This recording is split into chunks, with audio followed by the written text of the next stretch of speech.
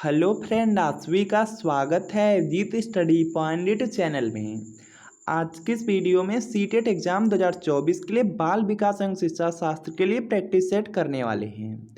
CTET exam आपका 7 जुलाई को होने वाला है। बहुत ही कम समय आपके पास बचा हुआ है, तो जो भी बाल विकास एवं शिक्षा शास्त्र में इंपॉर्टेंट प्रश्न हैं उन सभी को करने वाले हैं। तो देखिए, आज की क्लास का आपका सबसे पहला प्रश्न है और इस क्लास में आपको 30 प्रश्न कराए जाएंगे। 30 प्रश्नों में कितने प्रश्न आपके सही होते हैं यह भी आप लोग कमेंट जरूर कीजिएगा। देखिए, पहला प्रश्न आपका है कि संवेगात्मक विकास में किस अवस्था में तीव्र परिवर्तन होता है।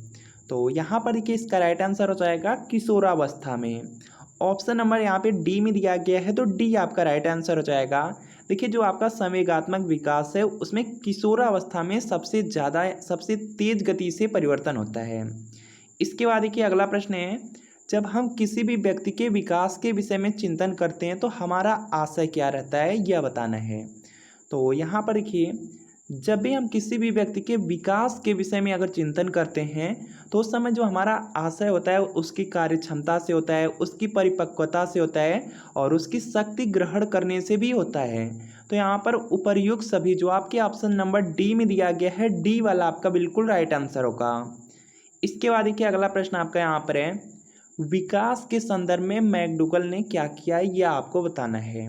विकास के संदर्भ में मैकडूगल का पूछा जा रहा है, तो यहाँ पर के इसका राइट आंसर हो जाएगा मूल प्रवृत्त्यात्मक व्यवहार का विश्लेषण किए थे।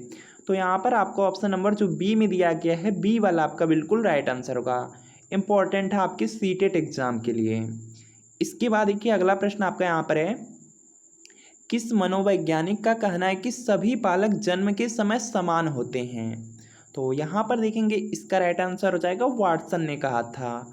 वाटसन मनोवैज्ञानिक ने कहा था कि जो सभी बालक होते हैं वह जन्म के समय समान होते हैं। तो यहाँ पे बी वाला आपका राइट आंसर होगा। इसके बाद देखिए, अगला प्रश्न आपका यहाँ पर है, छात्रों के व्यक्तित्व को मापने और परामर्श देने के लिए जिस पद्धति का प्रयोग किया जाता है वह कौन सी पद्धति है। तो यहाँ पर कि इसका राइट आंसर हो जाएगा, ये देखिए आपकी साक्षात्कार पद्धति है।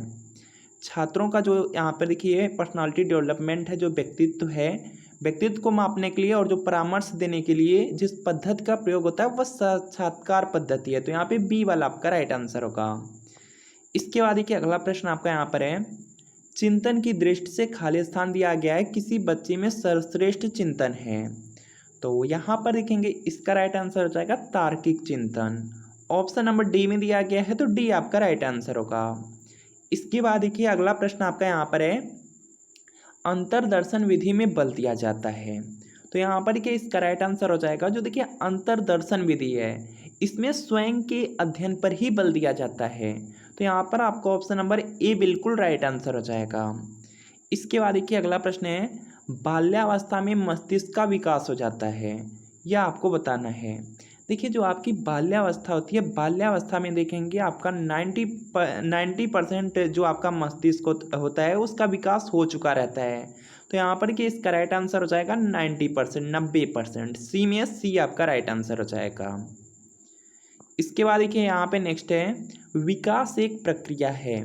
तो यहाँ पर कि इसका राइट आंसर हो जाएगा, यह निरंतर चलने वाली प्रक्रिया है। जो आपका यहाँ पे विकास है यह निरंतर आपका होता रहता है, निरंतर चलने वाली प्रक्रिया है। तो यहाँ पर आपको ऑप्शन नंबर बी बिल्कुल राइट आंसर हो जाएगा।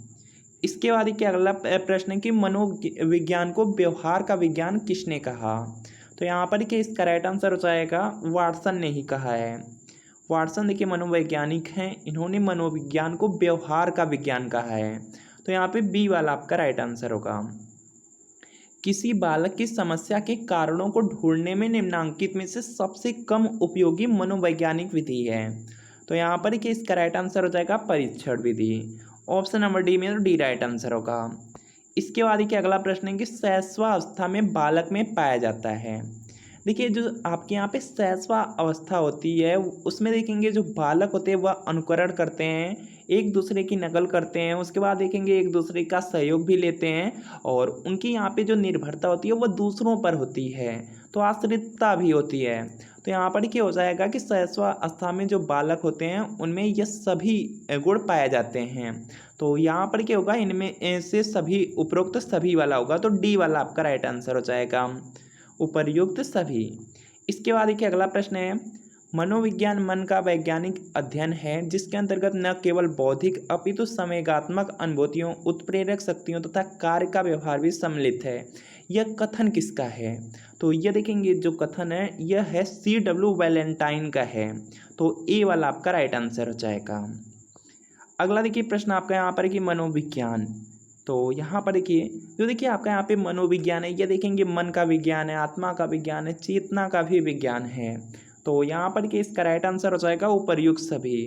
देखिए जो आपका मन का मनोविज्ञान है या मन, आत्मा, चेतना इन सभी का विज्ञान है, तो यहाँ पे डी वाला आपका राइट आंसर होगा। अगला देखिए प्रश्न है कि मानव मन को प्रभावित करने वाला कारक है। तो यहाँ पर देखिए इसका राइट आंसर हो जाएगा, देखिए दिया गया मानव मन को प्रभावित करने वाला कारक। तो इसके लिए यहाँ पे व्यक्ति की रुचियाँ होता है, अभियोग्यताएं व वातावरण भी होते हैं, अभिक्षमताएं भी होती है। तो उपरोक्त सभी डी वाला आपका राइट आंसर हो जाएगा। मनोविज्ञान को शुद्ध विज्ञान माना है। तो यहाँ पर देखिए इसका राइट आंसर हो जाएगा जेम्स ड्रेवर ने। जो देखिए जेम्स ड्रेवर हैं या मनोविज्ञान को शुद्ध विज्ञान माने हैं। तो यहाँ पे सी वाला आपका राइट आंसर होगा। इसके बाद देखिए यहाँ पे नेक्स्ट है कि शिक्षा मनोविज्ञान। तो यहाँ पर देखेंगे इसका राइट आंसर हो जाएगा, देखिए जो आपका शिक्षा मनोविज्ञान है यह मनोविज्ञान का ही एक अंग है।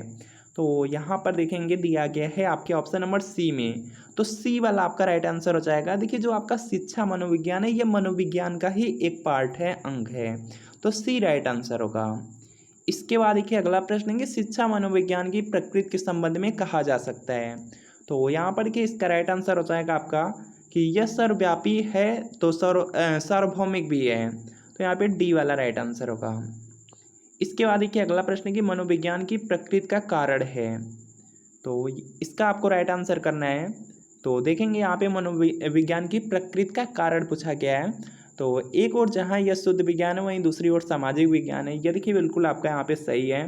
मनोविज्ञान देखिए एक आपका शुद्ध विज्ञान भी है और सामाजिक विज्ञान भी है, यह देखिए आपका सही है। इसके बाद यहाँ पे दिया गया है एक और जहाँ यह शिशुओं के व्यवहार और उनकी शिक्षा पर विचार करता है, वहीं दूसरी ओर प्रौढ़ों के व्यवहार और शिक्षा पर भी यहाँ पे अध्ययन करता है, यह भी देखिए आपका सही है। एक और जहाँ इसका संबंध लड़कियों के व्यवहार और तदनुरूप शिक्षा पर विचार करता है, वहीं दूसरी ओर लड़कों के व्यवहार और उनकी शिक्षा पर भी यहाँ पे अध्ययन करता है। तो यह भी देखिए आपका सही है। यह सभी देखिए मनोविज्ञान की प्रकृति के कारण है। तो यहाँ पर क्या होगा आपका उपर्युक्त सभी, डी वाला आपका राइट आंसर हो जाएगा। इसके बाद देखिए अगला है कि मनोविज्ञान के अंतर्गत, तो यहाँ पर देखिए इसका राइट आंसर हो जाएगा यहाँ से। देखिए जो आपका मनोविज्ञान है, मनोविज्ञान में मानव का अध्ययन किया जाता है, जीवन जंतुओं का अध्ययन किया जाता है, जो जीव जंतु होते हैं इनका भी अध्ययन किया जाता है, संसार के अन्य सभी प्राणियों का अध्ययन किया जाता है, यह भी आपका सही है। देखिए जो आपका मनोविज्ञान होता है, मनोविज्ञान में मानव का अध्ययन किया जाता है। इसके अलावा जो भी जीव जंतु होते हैं, संसार में जितने भी प्राणी हैं, सभी का यहाँ पर देखिए जो अध्ययन है वह मनोविज्ञान के अंतर्गत ही किया जाता है। तो यहाँ पर के उपर्युक्त सभी वाला जो डी में दिया गया है, डी वाला आपका राइट आंसर होगा।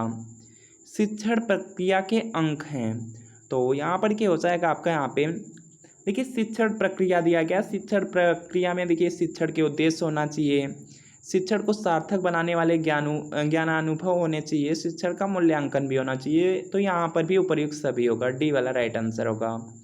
इसके बाद देखिए अगला प्रश्न आपका यहाँ पर है, मूल्यांकन को मापने की विधि है। देखिए जो मूल्यांकन होता है, मूल्यांकन आपका है कि परिमाणात्मक विधि, गुणात्मक विधि, दो विधि हैं। तो यहाँ पर देखिए दोनों ही दिया है, तो यहाँ पे हो जाएगा आपका यहाँ पे ए और बी दोनों सही हैं। तो यहाँ से देखिए सी वाला आपका बिल्कुल राइट आंसर होगा। इसके बाद देखिए यहाँ पर नेक्स्ट की मूल्यांकन का क्षेत्र है, तो यहाँ पर कि इसका राइट आंसर हो जाएगा। देखिए जो मूल्यांकन का क्षेत्र होता है वह आपका लिमिट वाला है, सीमित क्षेत्र है। तो यहाँ पर देखिए क्या होगा आपका ऑप्शन नंबर ए बिल्कुल यहाँ पे राइट आंसर होगा। निम्नांकित मनोविज्ञान के अध्याय की विवरण पद्धति नहीं है, तो यहाँ पर देखिए इसका राइट आंसर हो जाएगा प्रयोगात्मक पद्धति हो जाएगा, बी में तो बी राइट आंसर होगा। मनोविज्ञान का संबंध प्राणी मात्र के व्यवहार के अध्ययन से है, जबकि शिक्षा मनोविज्ञान का क्षेत्र है। शिक्षा मनोविज्ञान का क्षेत्र दिया गया है, पहला ऑप्शन दिया गया है कि मात्र मानवीय व्यवहार के अध्ययन से है। तो शिक्षा जो मनोविज्ञान है इसमें देखिए मानवीय व्यवहार आते हैं। इसके बाद देखिए यहाँ पर दिया गया केवल शैक्षिक संस्थितियों में मानव व्यवहार से है, यह भी आपका सही है। इसके बाद देखिए यहाँ पे दिया गया है ए और बी दोनों, तो यहाँ इस देखिए आपका जो ए है और बी ये दोनों हो जाएंगे। तो जो आपके ऑप्शन नंबर सी में दिया गया है कि ए और बी दोनों, तो वह वाला आपका सी वाला राइट आंसर होगा। इसके बाद देखिए अगला प्रश्न आपका यहाँ पर है, शिक्षक को शिक्षा मनोविज्ञान के अध्ययन की प्रत्यक्ष आवश्यकता नहीं है। देखिए दिया गया शिक्षक को शिक्षा मनोविज्ञान के अध्ययन की प्रत्यक्ष आवश्यकता किसकी नहीं है यह बताना है। देखिए यहाँ पे बाल व्यवहार का अध्ययन है, यह तो होना चाहिए। इसके बाद देखिए शारीरिक सुडौलता, इसकी कोई आवश्यकता नहीं है। व्यक्तिगत विभिन्नताओं की समझ होनी चाहिए, यह भी सही है। अनुशासन व कक्षा व्यवस्था होना चाहिए, यह भी सही है। तो यहाँ पर क्या पूछा गया है किसकी आवश्यकता नहीं है, तो शारीरिक सुडौलता की यहाँ पे कोई भी आवश्यकता नहीं है, तो यहाँ पे बी वाला आपका राइट आंसर होगा। इसके बाद देखिए अगला प्रश्न कि मनोविज्ञान शिक्षा के क्षेत्र में सहायता देता है तथा स्पष्ट करता है। तो यहाँ पर कि इसका राइट आंसर हो जाएगा शिक्षा के उद्देश्यों की संभावना को, सी में, तो सी राइट आंसर होगा। सांख्यिकी क्या है, तो यहाँ पर देखेंगे इसका राइट आंसर हो जाएगा, देखिए जो आपका सांख्यिकी होता है यह कला और विज्ञान दोनों है, तो यहाँ पर आपका ऑप्शन नंबर सी बिल्कुल राइट आंसर हो जाएगा। इसके बाद देखिए अगला प्रश्न है कि शिक्षा मनोविज्ञान अध्ययन का उद्देश्य है, तो यहाँ पर कि इसका राइट आंसर हो जाएगा कि विद्यार्थियों द्वारा किसी बात के सीखे जाने को प्रभावित करना, ये में है, तो ये आपका राइट आंसर होगा। बालक को आनंददायक सरल कहानियाँ सुनाने से क्या प्राप्त होता है, तो यहाँ पर देखेंगे इसका राइट आंसर हो जाएगा, देखिए दिया गया बालक को अगर आनंददायक सरल कहानियाँ सुनाई जाए तो उससे क्या मिलेगा, तो उससे देखिए उसको नैतिकता मिलती है, मनोरंजन भी मिलते हैं और वह शिष्टाचार भी सीखते हैं। तो यहाँ पर कि क्या होगा, उपरोक्त सभी, डी में है, तो डी आपका राइट आंसर होगा। तो फ्रेंड आपको बताना है कि इन 30 प्रश्नों में कितने प्रश्न आपके बिल्कुल सही हुए हैं, या कमेंट आप लोग जरूर कीजिएगा। साथ सीटेट एग्जाम में देखेंगे सबसे ज़्यादा प्रश्न आपके प्रीवियस ईयर क्वेश्चन पेपर से ही पूछे जाते हैं।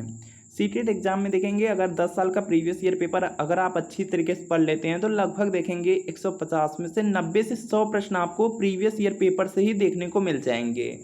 यह देखिए आपका यहाँ पे सीटेट जुलाई 2024 के लिए यहाँ पर किए सोशल साइंस का क्लास 6 to 8 जो पेपर सेकेंड है, पेपर सेकेंड का प्रीवियस ईयर पेपर है 2011 से लेकर के 2023 तक का। इसमें 2024 जनवरी 2024 का भी पेपर दिया गया है। पूरे 13 साल का पेपर है, आंसर की के साथ मिल रहा है। वीडियो के नीचे डिस्क्रिप्शन में आपको एक लिंक मिलेगी, लिंक को क्लिक करना होगा, नाम मोबाइल नंबर फिल करना होगा, सिर्फ आपको 20 रुपये का पेमेंट करना होगा। जैसे ही आप यहाँ पे 20 रुपये का पेमेंट करते हैं, जो प्रीवियस ईयर पेपर का PDF है यह डाउनलोड हो जाएगा, और अगर इससे तैयारी कर लेते हैं तो आपको सीटेट एग्जाम में बहुत ज़्यादा यहाँ पे मदद मिलने वाली है। तो जो प्रीवियस ईयर पेपर है 10 से 12 साल का, उसको आप लोग परचेज जरूर कर लीजिए, उसको पढ़ जरूर लीजिए। जो भी छात्र यहाँ पर के पेपर सेकेंड के लिए यहाँ पे सोशल साइंस है वह इसे परचेज जरूर कर लीजिए। और जो यहाँ पर की क्लास आपको कराई जा रही है, क्लास का जो PDF है बिल्कुल फ्री में आपको टेलीग्राम चैनल पर मिल रहा है, तो Abhijit study point telegram channel को भी ज्वाइन कर लीजिए। तो मिलते हैं फ्रेंड नेक्स्ट वीडियो।